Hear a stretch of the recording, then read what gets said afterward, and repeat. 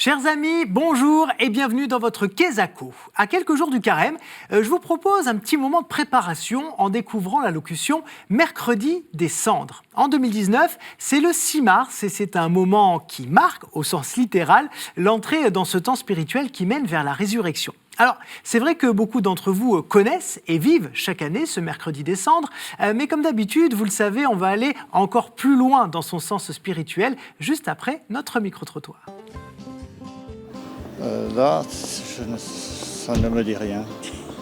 La résurrection, après la résurrection, C'est un mercredi. Après, Je vois pas du tout. les apôtres sont réunis et l'Esprit Saint les envoie au travers le monde. Ah oui, je sais que c'est un signe, il y a un petit signe religieux qu'on fait sur son front, mais je ne sais plus d'où. C'est une façon de prévoir comment ça s'appelle, le carême. c'est le premier jour du carême, donc on retourne en poussière, comme vous dites. Eh bien, vous voyez, étonnamment peut-être, dans les rues de Paris, le mercredi des cendres n'est pas forcément bien connu. Alors, il est temps de retrouver le Père Clasen. Bonjour. Bonjour. Alors, ce mercredi des cendres, d'où vient-il ? C'est une invention relativement récente, c'est-à-dire c'est pas dans les premiers siècles de l'Église. D'ailleurs, le carême lui-même n'est pas dans les premiers siècles de l'Église. Il faut attendre un certain nombre de siècles, je ne sais plus, ça doit être 5e siècle. Et le mercredi des cendres s'est imposé 200 ans après à peu près, parce qu'on a tout simplement compté 40 jours, excluant les dimanches, donc ça tombe à mercredi. Alors c'est parce qu'il y avait dans l'Ancien Testament des rituels à base de cendres qu'on a eu l'idée, je crois, au XIIIe siècle seulement, ou un peu avant, Xe siècle, de marquer le mercredi des cendres, qui venait d'être le mercredi d'entrer dans le carême, de le marquer avec les cendres. C'est donc un rituel relativement récent. Mais en effet, il est emprunté à une très haute tradition juive, mais également dans les religions premières. On se couvre le corps complètement, on devient cendre.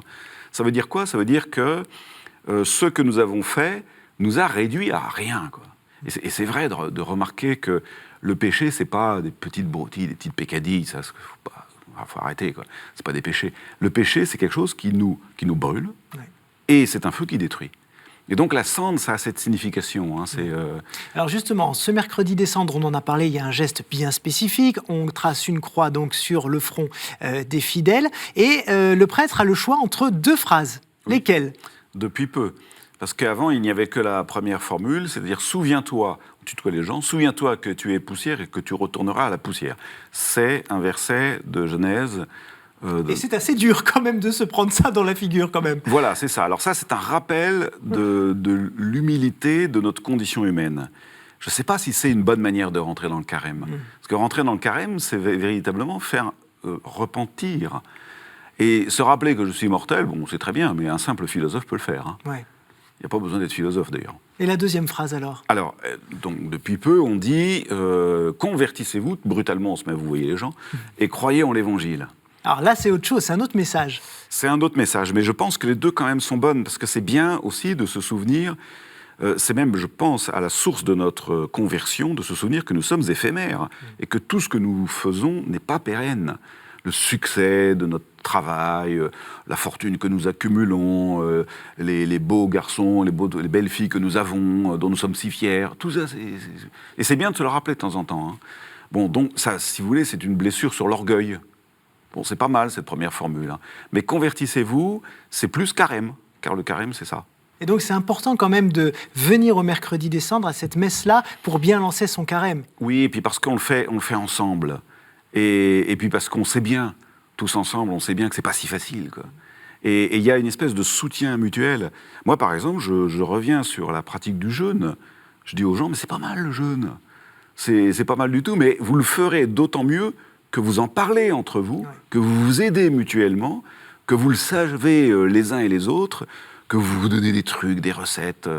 Et pourquoi le jeûne ? Parce que c'est... Alors, évidemment, si c'est pas traduit dans la charité, là aussi, c'est un sport comme un autre. Ça ne sert pas à grand-chose. Ça risque même d'être une obsession de soi-même. Alors, ce serait pire. Mais le jeûne, tout simplement, nous rappelle qu'on peut avoir faim, qu'il y a des gens qui ont faim, que je peux avoir faim d'autre chose que de la nourriture, qu'il y a une autre nourriture, etc. Ouais. Merci beaucoup, Père, de nous avoir éclairé sur le sens de ce mercredi des cendres. Et voilà, vous êtes désormais fin prêt à entrer en carême. D'ailleurs, les prochains mots qu'on va découvrir ensemble dans les semaines à venir seront en rapport avec ce temps liturgique et dès la semaine prochaine avec Ascèse. À très vite, ciao.